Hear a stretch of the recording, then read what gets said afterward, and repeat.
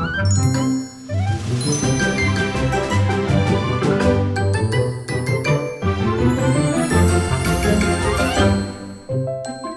to the Disneyland with Kids podcast, where we help you plan your vacation in 30 minutes or less. What are the top 5 treats at Disneyland? Which hotels have the best pools? What movies should I watch before my next trip? The new Disneyland with Kids digital magazine will cover all this and more. Subscribe now to lock in our amazing rates for 2022 at disneylandwithkids.info/magazine. On this episode of the Disneyland with Kids podcast, we are going to be covering what it is like to visit the parks right now as a family of 4. I am Becca with this crazy adventure called life, and I am excited because this is a slightly different type of podcast. Today I'm joined by Kayla. Hi. Kayla happens to be one of the moderators in our Disneyland with Kids Facebook group, and if you aren't a member of there, be sure to go and join because we have a lot of great Disneyland discussion going on. The 4 co-hosts of this podcast decided it might be a nice mix to bring on some guests now and then that are not Disneyland travel writers to give you a taste of what others are experiencing in the parks. You know, people that maybe you can relate a little bit more to and don't feel like they're there every single month like some of us. So Kayla gets to be our test subject. So welcome, Kayla. Go ahead and tell us a little bit about your family, how long it had been since you were at Disneyland Resort before this trip that we're going to talk about today. Yes, so we are a family of 4, like you mentioned. We have our eldest daughter is 7. Our youngest daughter is about to be 3 in December. And we haven't been back to the parks for 3 years because when the baby was born, we just were like, oh, we're not gonna head there for a little while. It was the almost 3-year-old's first time. It was the 7-year-old's probably 3rd time, but first time as a big enough and brave enough kid to go on way more rides. She's a reserved kid, so I was really surprised at how much she went on. And the almost 3-year-old was 40 inches, so that opened a whole array of yes, our children are tall. So it opened up a whole array of these rides that she could go on, but some that she might not have necessarily should have gone on. But we learned quickly, and of course that helped us decide what was appropriate from then on. Yeah. So, Kayla, correct me if I'm wrong, but this trip was actually supposed to happen in 2020, but had to be postponed because of the closure, right? Correct. We actually, I think, moved it 3 times. Oh my gosh. First, like later in the year, and then earlier this year, and then finally it's like, we're November goers. My birthday's in November, so we kind of go to celebrate my birthday, and it's just a nice weather time for me. I like it a little cooler. So it's a nice weather time for you. It wasn't a nice weather time for me. I went the weekend right before you, and it was like in the 90s. There was a day that was 98 degrees. What the heck? I just thought to myself, thank goodness for a couple days later. Yeah. So did you have trouble with moving your trip around? Not at all. We booked through Getaway Today, and I moved it the 3 times. Each time it was super easy.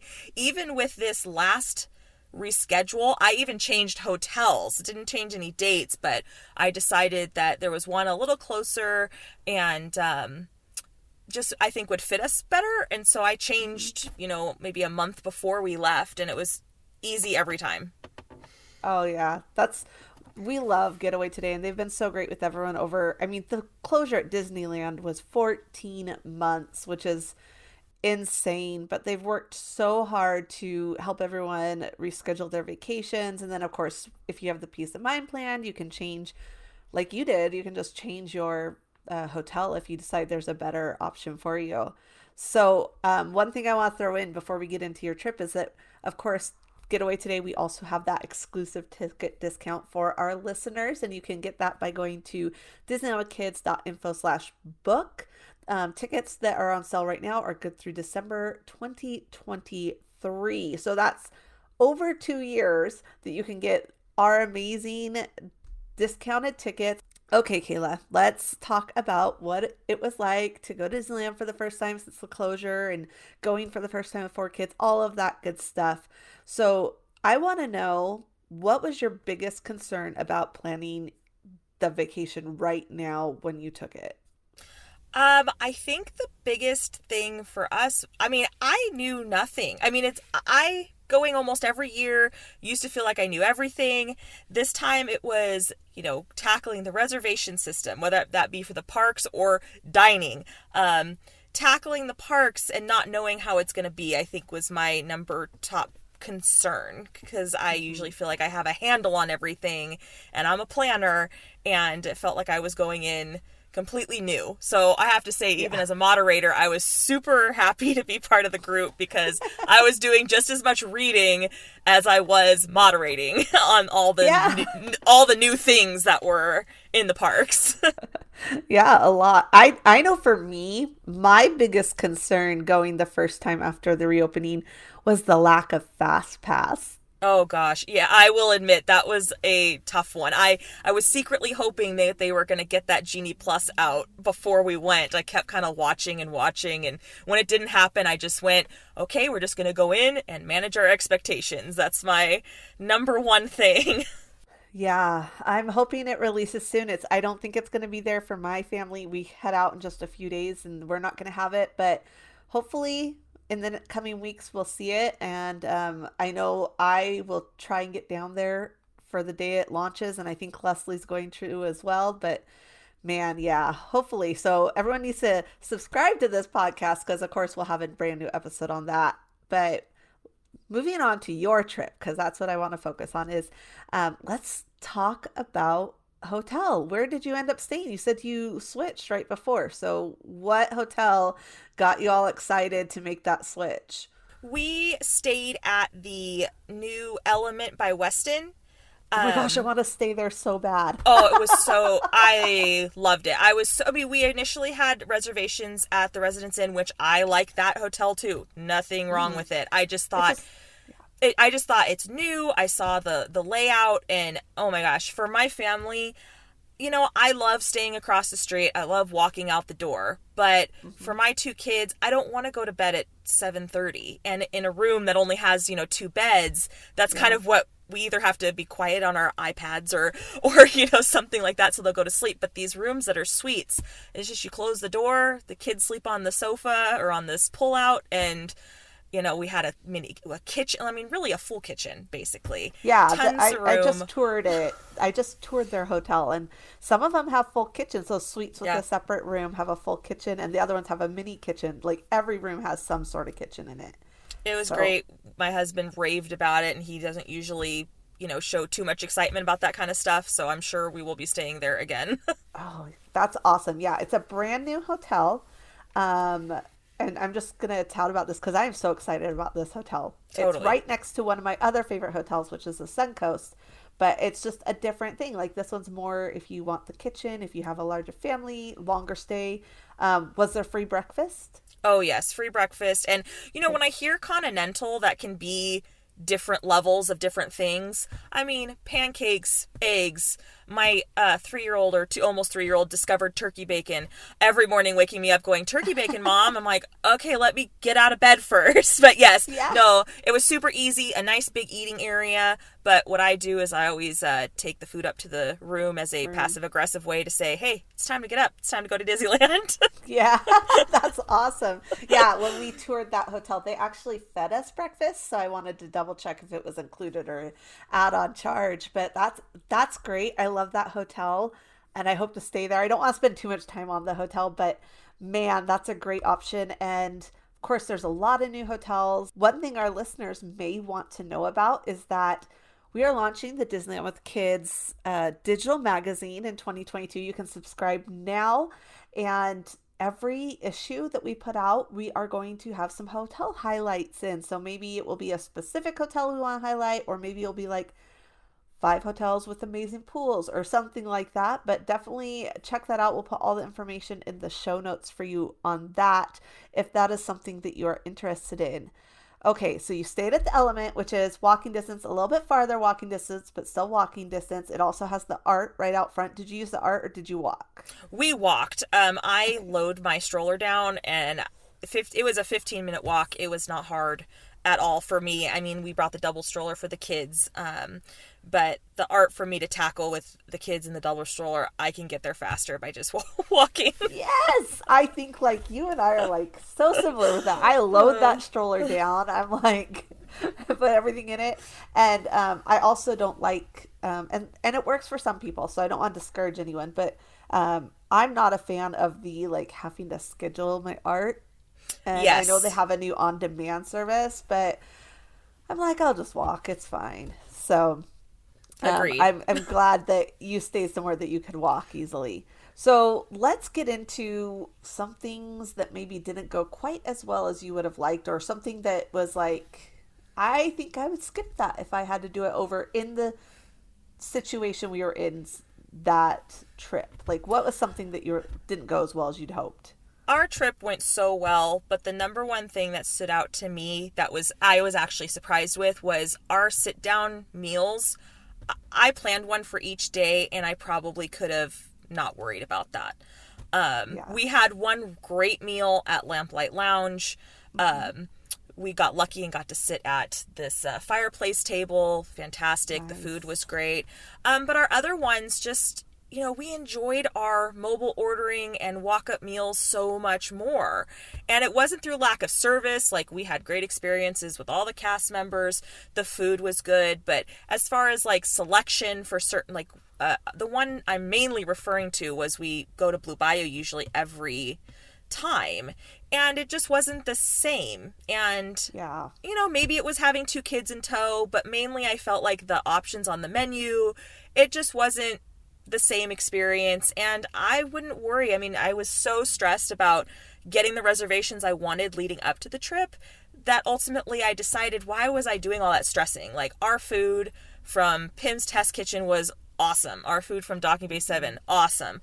And I'm like, I'm not worrying next time. If I can get a reservation, I'll do it. But I'm not going to stress myself over not getting those reservations anymore. Yeah, that's a great tip. I think you have to really think about what's important to you. Look over the menus online, even if you think you know them, because like you mentioned, they actually are different and the selections have been pared down a lot.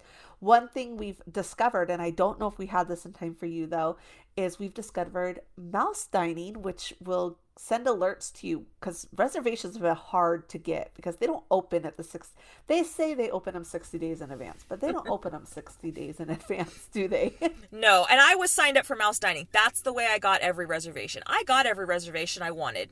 Every It single worked one. great. That's Every awesome. single one. We got Plaza Inn, Lamplight Lounge, a Tortilla Joe's for the day that we got there, and Blue Bayou, and I got it every time. It was great. I just was patient. It's about being patient, and people do cancel last. I mean, I was getting alerts right up until the day we left, and sometimes I had to make a reservation for a time I didn't really want it first, so I grabbed it and then just waited for the next alert to come, drop the old reservation, pick up the new one. So I appreciated that tip.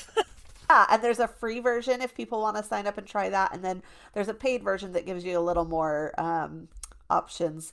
But we work with them, and you can see them at disneylandwithkids.info/dining. We try and give you these easy links to go to. It just redirects to their site, and I am excited to try them out. But I agree, like this last trip, I didn't have any sit down like, and when we say sit down, like there's other meals you're gonna sit down, but you know what I mean, like needs a dining reservation. We didn't have any of those meals planned, and it was great. We did happen to arrive at Rope Drop one day and just line up at Carnation Cafe and get ourselves a walk up. But yeah, I think people oftentimes feel that they have to make all these sit down dining reservations, and you can have a great trip without that. So let's talk about some things that went amazing for you. So, what was like the biggest surprise? The thing that you expected would not be, you were like, oh, I'm not really excited to go because of this. And then it turned out really well. Number one thing was our experiences with characters.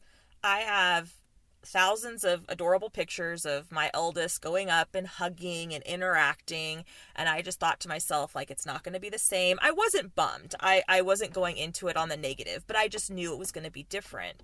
But I have to say, our experiences with characters was amazing. And the 7-year-old decided that she's, a teenager now and didn't really want to interact with them.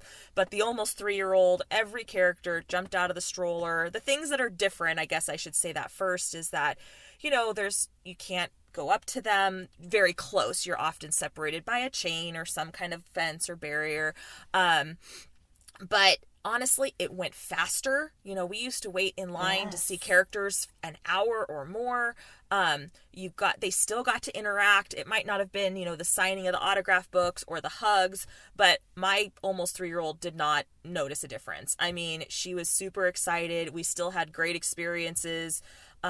Spider-Man, Iron Man, we saw Anna and Elsa, and I mean, we saw probably 3 times more than we would have before the shutdown. And that was the one thing I was going in with a bummer attitude, but it exceeded my expectations. One day she was dressed as a stormtrooper, and she got a ton of interaction from Kylo Ren and the stormtroopers, and it was awesome. That's great. Yeah, that is something that I hope they keep. Now, I do want them to bring back where you can hug certain characters and stuff, but just the amount of characters and having the setup where they're kind of separated by something, and that what they're being separated by is getting smaller and smaller. They are letting us get closer to them, but I just love it, and I hope they continue that even when they bring back the traditional meet and greets, because it adds so much magic, and it's so nice to be able to do it quickly and just be like, "Hey, how are you?" and get the picture, and or even just have a they'll have conversations with you a little bit more, and you don't feel that rush like, "Oh, I need you to sign 4 autograph books for my kids and pose for 20 million pictures." It's great. I love it. I have to agree on that one. Well, and Okay. I think the biggest thing too was how many times have your kid like run up to them and you're like, no, we got to wait in the line. Yeah. This at least gave them the chance to see them. There was a couple lines, but I'm talking like 3 minutes, and they could Yeah. still see them. It wasn't where you're like, what are we waiting in Hmm. line for? you know? Yeah. And So I will say there are a couple of places where there, like you said, there are a few places where there are actual lines. So like Avengers Campus, they usually have set lines to meet people or to enter the area to meet people. And so just be aware of that. That is the only thing with characters I think right now is a little confusing. I don't know if you encountered that at all, but I've seen it on my visits. Yeah. I did, and Uh, it's not always consistent. We saw yeah. Spider-Man kind of free reign, free walk up one day, and then the next day, my daughter just kind of ran up there, and one of the cast members, kindly just said, "Oh, there's a line." And I think it just depends on how many people are there at a certain time. Yeah. I know Iron Man we waited in line for. I think if it's once people start congregating, then there's a line made. But again, it's not long like they used to be. Yeah. Okay, so how many days did you go to the park? We went 4. 4. Okay. Did you think that was too much, too little, just right? How did you feel about how many days you spent? Me personally, like there's never too many days, but I'll Yeah. admit that 4th day for my family was trying. We still had a fantastic Hmm. day, but I think by the 4th day, the kids are tired. My spouse and I were tired. We still fully enjoyed it. Next time, I would either still do 4 days and just maybe, in the middle, kind of take a really easy day where we just kind of maybe go and shop or hang out or whatever. But the 4th day was a little more trying. I don't regret Yeah. it, but that So don't regret it. yeah. Did you have a break day in there at all, or did you just go 4 straight days? Like you're we like, we're just going went hard. we just went 4 straight days because that's usually how I do Disney. But as we've discussed, this is also my first experience as a family of 4. So Yeah. going forward, that could be changing. Okay. And then here's my other question about it. Did you take a midday break, or were you like, we went and when we left, we were done for the day? We did not take midday breaks. I was very lucky that my almost 3-year-old snapped in the stroller. Our day usually was about rope drop to About 7:30, 8 o'clock. Did you make get to the fireworks at all, or did you leave before then every single day? We decided to do the fireworks on our last day. That Okay. way we didn't have to wake up the next morning for any reason. Yeah. My 7-year-old would have been fine. It was totally the almost 3-year-old that was having a hard time hanging, which I completely Yeah. understand. Oh, yeah. But we wanted to make sure to get the fireworks. I have a video of basically just the joy on my 7-year-old's face of how amazing, the fireworks were. And Oh. but I'm glad we left that for the last day. If you have older kids, I think going in the middle is great. It's super magical. But the last day for us worked because then we slept in the next day and just packed the car. What are the best tips that you learned before your trip from either the podcast or our Disneyland Kids group? Because you said you were reading as you were moderating so you could learn everything. So what are the best tips that you learned? Definitely rope drop. I will say in the past, that's not something we usually would concern ourselves with. I think with the availability of fast passes and stuff, I think the need to do rope drop was crucial for us. Uh-huh. Mainly because I knew that the almost 3-year-old were not going to be able to hang in those lines that were over 40 minutes. Yeah. So learning the ins and outs of that, kind of the strategy of where to head first, what is the best way to spend your time that early in the morning. For my trip too, I think mouse dining was a huge help, even though, our reservations and sit down meals weren't as fantastic as I was expecting. I still had a really good time at each place, and that did take one less thing to be like checking daily on. That was a big help. Yeah. And then the ins and outs of, I would say, managing newer rides. And I say that because now I know that they're not using virtual queues as much, only Yeah. as necessary, but it was a big help to know the ins and outs of that. So going forward, I would say just for people that are looking for that kind of information, just knowing how to, I guess I would say, manage lines and the best strategy. I think that's my takeaway. I think that's a great one. And of course, we'll be updating the group on Disney Genie and Genie Plus and all of that stuff as it comes out as well. There's just an ever changing, it's changing a lot, it's changing quickly. So, obviously, the Disney with Kids group is one of the best places to get immediate information and answers to your questions, or pretty immediate, anyways. And so, if you aren't a member, go and join that. And we have thousands of people there. They are sharing their experiences and giving tips and asking questions and hotel reviews. So it's really a great place to learn a lot and discover new things. Heck, I even learned some things in there sometimes. So definitely check it out. So, Kayla, is there anything else that you would like to touch on from your vacation that might be helpful to others to know about when they are planning theirs? I think one of my biggest takeaways is like parent to parent, your kids aren't gonna necessarily know what they missed out on. I go in and I have this like laundry list of things like we have to do Yeah. this, we have to do this. And it's like, okay, I'm thinking we need to do those things. We didn't go on any Fantasyland rides. I have an almost 3-year-old. We didn't go on any. And she doesn't know the difference. She loved every minute of her trip, and there were no like, oh, I didn't get to go on this and this. I mean, she's almost 3. And so I think that's the biggest thing. I think as parents, we have these expectations of our trip, and then we almost have pre-disappointment because we're not sure that this thing's going to happen or this thing's going to happen. And, just make of it what you can, and you're going to, you're going to have fun. That's a great tip, especially right now. Obviously, I went for the holidays and I was real excited because I was going to Marius Nights, and the day before the holidays started, you were there for the holidays too.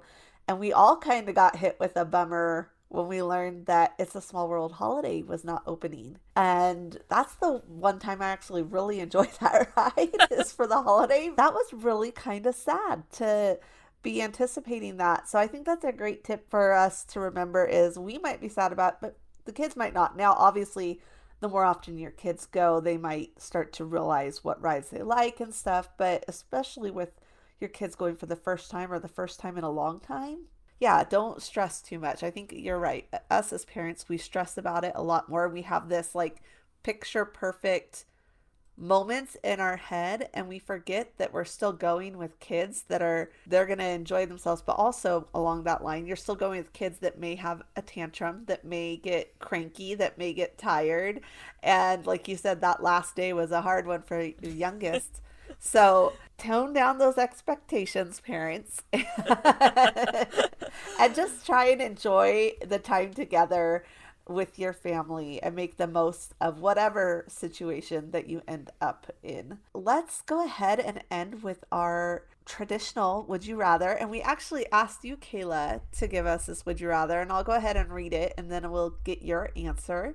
All right. So, Kayla, would you rather have access to a VIP tour for a full day or a chance to eat at the exclusive 21 Royale? So, I have to say that was probably the hardest part for me to decide on a would you rather, just because it's like, I have to say, as much as it would be great to have like front of the line access to things, I think 21 Royale, I looked at the pictures while I was typing in this question, and I think that would be an amazing experience. So I think I have to go with that one.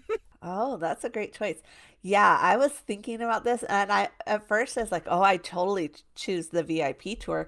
But I don't think I would. I think I would choose 21 Royale as well, just for it's such an exclusive opportunity, and not to hold it over other people's heads or anything, but not many people get to do it. And Right.